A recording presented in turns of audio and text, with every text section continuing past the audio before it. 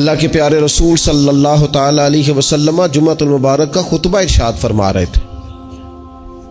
दौरान खुतबा महबूब करीम की नज़र पड़ी तो हसनैन करीमैन आ रहे और आते आते वो लड़खड़ाए और गिर पड़े। हुजूर ने जुमे का खुतबा रोक दिया। महबूब उठे, बच्चों को या दोनों में से एक थे उनको उठा के हुजूर करीब लाए और दोबारा मिंबर पर बैठ के फरमाया, रब ने सच फरमाया है, इन्नमा अम्वालुकुम व औलादुकुम फितना, तुम्हारी औलाद और तुम्हारा माल आजमाइश है तुम्हारे लिए। फरमाया बच्चा गिरा है और मुझे तकरीर रोकनी पड़ी, बात रोकनी पड़ी, गालिब आ गई मोहब्बत। भाई आप इस बात को अच्छी तरह समझ लेंगे और याद रखेंगे कि इस मोहब्बत के गलबे में ना बच्चों की तरबियत को भूलना है, ना माल के असल मसरफ को भूलना है, ना उसूल और कायदे ज़ाब्ते को छोड़ना है। हमारे यहाँ ये हुआ है कि तरबियत औलाद के मामले में जितनी गफलत आज हमारे यहाँ हो रही है, मैंने बहुत पहले भी कहा था, फिर कहता हूँ और बार बार कहता हूँ कि बच्चों की तरबियत के लिए सबसे पहले माँ बाप का बाकिरदार होना ज़रूरी है। ये नहीं हो सकता कि वालिद हाथ फैला के पैसा इकट्ठा करे और बेटा उसका मेहनती हो जाए। ये नहीं हो सकता कि वालिद अपनी ज़िंदगी तकवा और तहारत से दूर बसर करे और बेटा बड़ा मुत्तकी परहेजगार उसे देख के हो जाए। अल्लाह की तौफीक से हो जाए तो हो जाए, लेकिन अगर वालिद चाहते हैं मेरी वजह से वो खैर हासिल करे तो फिर खुद बाकिरदार बने। वो पहले खुद सच बोले, पहले खुद तकवे का रास्ता इख्तियार करे, पहले खुद परहेजगार बने। इसलिए कि बाकियों के यहाँ हो सकता है हमारी तकरीरें असर करें, लेकिन बच्चों के यहाँ हमारा किरदार जज़ब होता है तो हमारे अमल से फैज़ पाते। तो पहली बात तो ये कि उनसे रवैया इस तरह का रखा जाए कि वो हमारे किरदार से सबक, और दूसरी बात ये कि अपनी औलाद से प्यार किया जाए। हमारे यहाँ जनाब बेपनाह डांट डपट होती है बाज़ जगहों पे बच्चों को, ख़ास शफ़क़त बच्चों के साथ आपका रवैया मीठा हो। डांटना कभी कभार है और प्यार हर रोज़ है। नबी अकरम सल्लल्लाहु ताला अलैहि वसल्लम बच्चों से इस तरह मोहब्बत करते थे कि हसनैन करीमैन को, ये ज़रा बात पर गौर करना, हुजूर अपने नवासों को चूमा भी करते थे और सूंघा भी करते थे। ये बड़ी ख़ास बात है, इस पर तवज्जो करें। और हुजूर सूंघ कर पता क्या फरमाया करते थे? फरमाया ये मेरे बच्चे मेरे लिए फूल हैं जन्नत का। हुजूर उनको सूंघते। आप किसी ख़ास चाय को सूंघते हैं, कोई ख़ास ही मुअत्तर चीज़ हो तो सूंघते हैं। हुजूर ने ये जो एक ख़ास अंदाज अपनी औलाद के लिए किया और हमें हुजूर ने हमारे लिए नमूना छोड़ा, ये समझने की बात कि उनके साथ इतनी दिलचस्पियां कि जिस तरह एक खूबसूरत फूल को सूंघा जाता है इस तरह उन्हें सूंघा जाए, बच्चों से प्यार किया जाए। कुछ मतलब वाले साहब कहते हैं, ओ जी मेरी ना फिर पुत्र तो न पता है ना, मेरी फिर तबीयत कौड़ी है। अच्छा जी, क्यों कड़वी है? आप मिर्चें खाते हैं? क्यों कड़वी है भैया आपकी तबीयत? वजह क्या है? आपकी तबीयत किसी मालदार के सामने तो कड़वी नहीं होती, आपकी जो फैक्ट्री का ऑफिसर है उसके सामने, मालिक के सामने तो आप कभी कड़वे नहीं हुए। यहाँ कल आ जाए कोई अमीर आदमी, कोई सियासतदान, तो आप बड़े मीठे होते हैं, हार लेके खड़े होते हैं। वो 6 घंटे भी लेट हो तो आपके चेहरे पर बल नहीं आता। और बच्चों को हर बात में डांट डपट करना, हर वक्त उन्हें परेशान करना। अपनी औलाद को कभी किसी के सामने ना समझाएं, कभी भी। उनको जब समझाना हो तो उन्हें तन्हाई में समझाएं। तन्हाई में नसीहत करना मेरे रसूल पाक का तरीका है। मेरी गुजारिश है कि एक बेटे को दूसरे बच्चों के सामने भी ना समझाएं, उनकी इज्जत नफ्स का ख्याल करें। कभी भी अपने बच्चों को दूसरों के बच्चों की मिसालें ना दें। फलाने का बच्चा उधर चला गया, भैया आप क्यों कंपैरिजन करते हैं किसी के साथ? अगर इनको कभी मिसाल देनी पड़े तो यहाँ हजरत उसामा बिन ज़ैद की देना, अगर कभी मिसाल देनी पड़े तो हजरत मुअव्वज़ और मुआज़ की देना, अब कभी मिसाल देनी पड़े इनको तो हजरत अब्दुल्ला बिन ज़ुबैर की देना, और जब ज़्यादा कलेजे ठंडे करने हुए तो फिर इमाम हसन और हुसैन की मिसाल देना। लेकिन ये क्या बात हुई, फलाने का बच्चा दौलतमंद हो गया तो पीछे रह गया? क्या बात करते हैं आप? आपके बच्चे की इज्जत नफ्स है, वो वकार रखता है, वो सोच रखता है। और मेरे नबी पाक ने फरमाया अपनी औलाद की इज्जत करो। किसकी? हाँ, अपने बच्चों को इकराम दो। हर वक्त एक बुजुर्ग के पास लोग अपना बच्चा दम कराने आए तो माओ की एक तरीका होता है बात करने का। उसने आके कहना शुरू कर दिया, पहले सारे ठीक थे, समझदार भी थे, बात में मानते थे, ये ज़िद्दी भी है, नकम्मा भी है, निखट्टू भी है, लड़ता भी है। तो बुजुर्ग कहने लगे मैं दम कर देता हूँ, लेकिन मेरी बहन उस बूढ़ी औरत को फरमाने लगे या उसके बाप को कि भाई आप ये जितनी बातें आपने की हैं ना, क्या ही अच्छा होता आप इसके सामने ना करते, ये लफ्ज आप यूं अदा ना करते। आप तो इसे पक्का कर रहे हैं कि तू जिद्दी है, आप तो कन्फर्म कर रहे हैं कि तू लड़ाका है, आप कन्फर्म कर रहे हैं कि ये नाफरमान है। क्यों आपने इसके सामने ये बातें की? ये आपको अगर करनी थी, कोई दुआ चाहते थे आप इसके लिए, तो आप तन्हाई में मुझसे बात करते। आप इसे पक्का करा रहे हैं कि जिस तरह का मैं कह रहा हूं, तो बच्चे का ज़हन बन जाता है। जो उसे बार बार कहा जाता है ना, उसका ज़हन बन जाता है मैं हूं ही इस तरह का, मिजाज इस तरह का।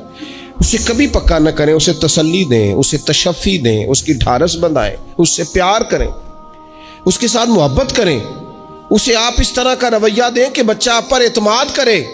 आपको पता है ये जो बहुत सारे बच्चों के साथ खुदा न खास्ता कोई अपना बेगाना किसी किस्म की कोई ज्यादती करने लग जाता है, वो घर क्यों नहीं बताते? वो किसी जबर का शिकार हो या किसी ब्लैकमेलिंग का शिकार हो, वो अपने घर में क्यों डिस्कस नहीं करते? घर वालों ने प्रेशर इतना ज्यादा डाला हुआ है। इन रवैयों से बाहर आए आप और जिंदगी को उस खूबसूरती के मुताबिक आपका बच्चा आप पर एतमाद करे, वो आपसे कह सके, वो आपको अपना दुख बता सके, उसको पता हो कि हर मामले में मेरी गलती नहीं निकाली जाएगी, उसे पता हो कि मैं जब कोई बात करूंगा तो मेरी सुनी जाएगी, घर के अंदर मेरी राय को अहमियत दी जाएगी। ये हमें एहसास कमजोरी सिखाते हैं बाज़ औक़ात बच्चों को। इससे बाहर आए। ओ ना ना तुसी ना अच्छे कपड़े पाया जे, कोई किया कहने दो जिसने जो कहना है। आप शुरू से बच्चों को इस तरह का बना रहे हैं कि वो लोगों को देख के बेचारे जिंदगी गुजारेंगे। क्यों इस एहसास महरूमी का हम अपनी औलादों को शिकार करते हैं? वो बाप के साथ वक्त गुजारें। मैं जी मसरूफ बड़ा हूं, तू ज्यादा मसरूफ है या रसूल पाक ज्यादा मसरूफ है? हुजूर की तो नवासी जिद करती हैं, सबसे बड़ी नवासी सही बुखारी में मौजूद है, हजरत ज़ैनब की बेटी। नबी पाक नमाज के लिए जा रहे, कहती मैंने भी जाना है। हुजूर नमाज के लिए आते तो बच्ची को उठा के साथ ले आते। सहाबा फरमाते हैं नबी पाक क़याम में है तो बच्ची यहाँ है। हुजूर रुकू सजदे में जाते तो बच्ची को करीब खड़ा कर लेते। और फिर प्यार बेटियों से तो हुजूर ने किया ही। शहजादियां चारों जब आती हुजूर उठ के खड़े होते। सैयदा पाक के बारे में फरमाया, सबसे छोटी बेटी के बारे में, कि फातिमा तो मेरे जिगर का टुकड़ा है। लेकिन यहां बात खत्म नहीं हुई। नवासों और नवासियों से प्यार। मैं नमाजी हूं जी, बच्चे को ले जाओ। मेरे रसूल पाक पर बच्चे पेशाब कर देते, हुजूर पानी बहा देते। फरमाया फिर क्या हो गया है? मैंने बहुत बड़ी बात कर दी अगर आपकी समझ में आए तो। और अल्लाह ताला शऊर दे सकता है। हुजूर किसी जानवर पर सवार होते थे तो जानवर पेशाब नहीं करता था जब तक हुजूर सवार रहते थे। रब चाहता तो बच्चा कभी पेशाब ना करता। ये इतना बड़ा काम इसलिए हुआ कि तेरी और मेरी समझ में बात आ जाए। मैं किबला हज़रत साहब होता हूँ, मैं हाजी साहब हूँ, मैं नमाजी साहब हूँ, मैं फलां साहब हूँ, लिहाजा बच्चों को ले जाओ, मैंने नमाज। वो तू ज्यादा पाक साफ है? आपके अंदर कुछ ज्यादा रानाई आ गई है कि आप अपनी औलाद को वक्त नहीं दे पाते? रसूल पाक अलैहिस्सलाम का लहजा और अंदाज, कुर्बान जाएं।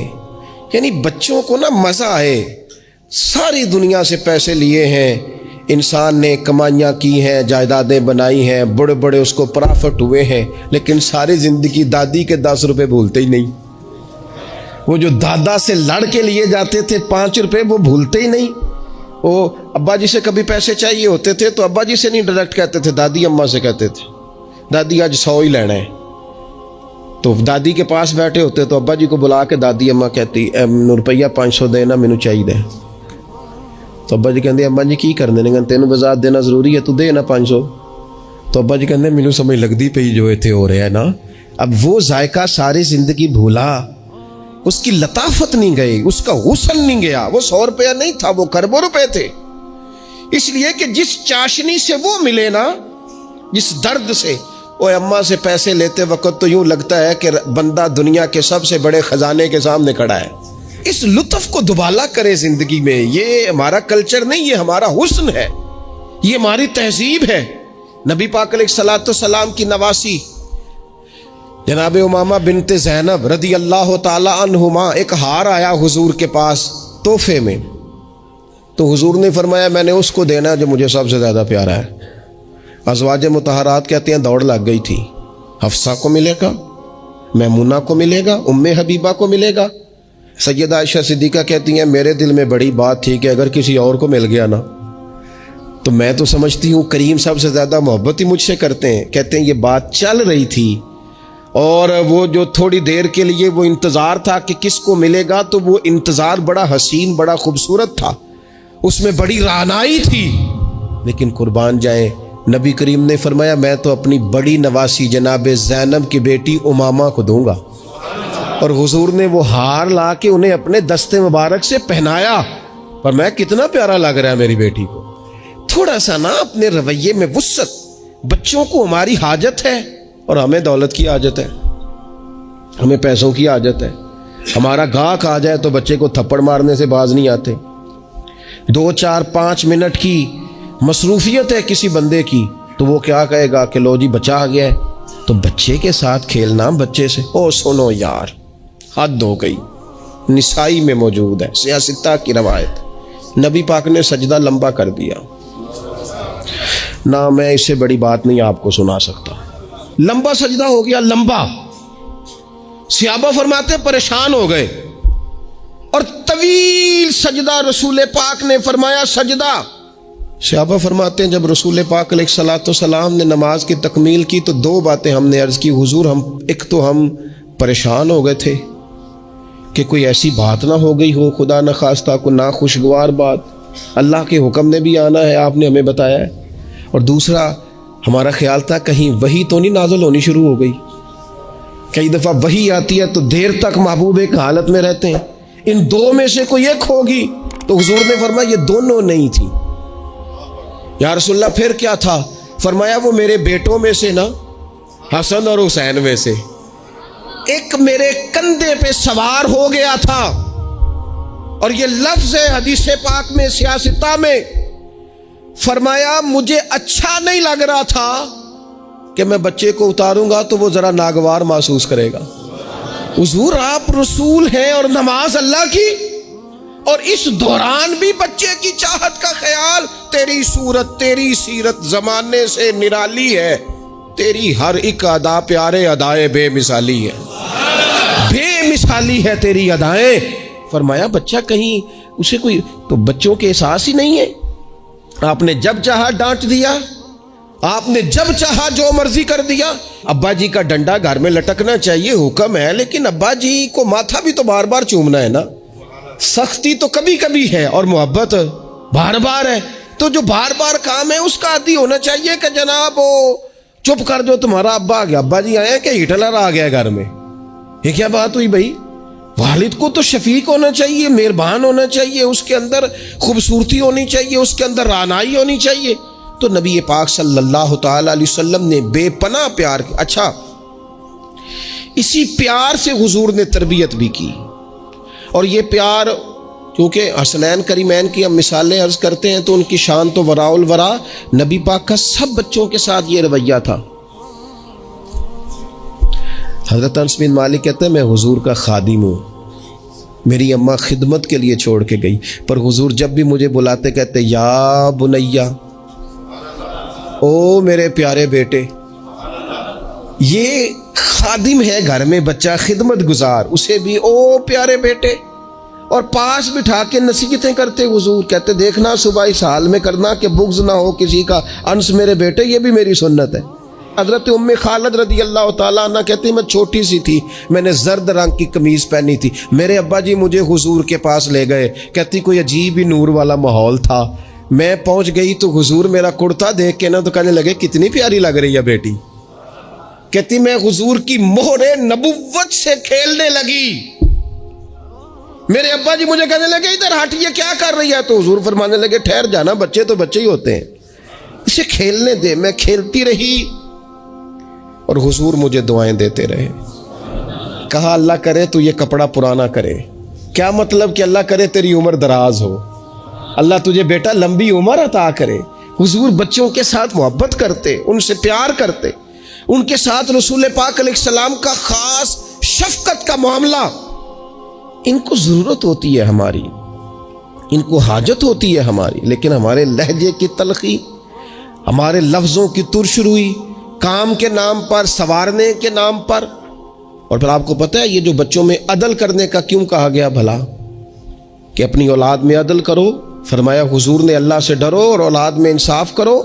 क्यों कहा गया? वो इसलिए कहा गया कि एक बच्चे से आप प्यार कर रहे हैं तो दूसरा भी आपके बारे में उतना ही जज्बाती है, वो आपसे उतनी ही मोहब्बत करता है।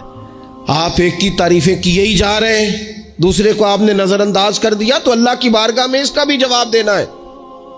हुजूर अलैहिस्सलातु वस्सलाम ने फरमाया डर अल्लाह से, इंसाफ कर अपने बच्चों के अंदर। इसलिए शारहीन हदीस ने लिखा है किसी बच्चे के मुंह पे 2 दफा बोसा ना देना और एक के मुंह पे 1 दफा। फरमाया अगर एक को 1 बोसा दिया तो दूसरे को भी 1 ही दे, और अगर दूसरे को 2 दिए हैं तो फिर पहले वाले को भी। इंसाफ कर, अदल कर, मोहब्बत में भी, अता करने में भी, प्यार करने में भी, नवाजने में भी। हर लिहाज से बाप की जिम्मेदारी है, माँ की जिम्मेदारी है कि वो इंसाफ का तराजू थामे, वरना हिसाब सिर्फ नमाजों का नहीं होगा, मोहब्बतों का भी होगा। हिसाब सिर्फ ज़कातों का नहीं होगा, तेरी उल्फतों का भी हिसाब होगा। हिसाब सिर्फ तुझसे तेरे रोज़े हज ज़कात का नहीं लिया जाएगा, तेरी तवज्जुहात का भी हिसाब होगा क़यामत के दिन, कि यहाँ होनी चाहिए थी क्यों नहीं थी, इधर ज़्यादा क्यों थी, इधर ज़्यादा क्यों नहीं थी। इसलिए अपनी मरकज़ी हैसियत को हमेशा समझें, जाने।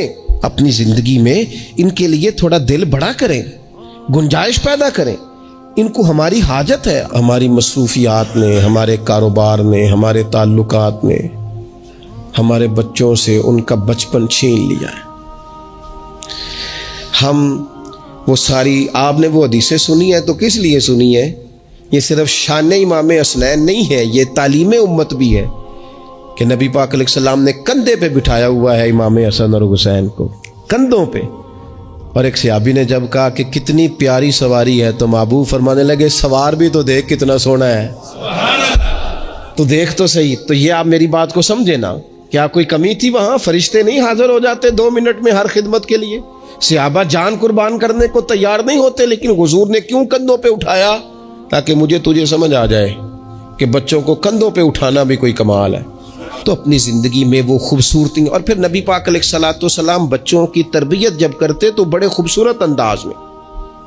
आपको पता है सहाबा फरमाते हैं बच्चे खेल रहे होते थे तो हुजूर जब गुजरते थे तो बच्चों को अस्सलामु अलैकुम कहते थे।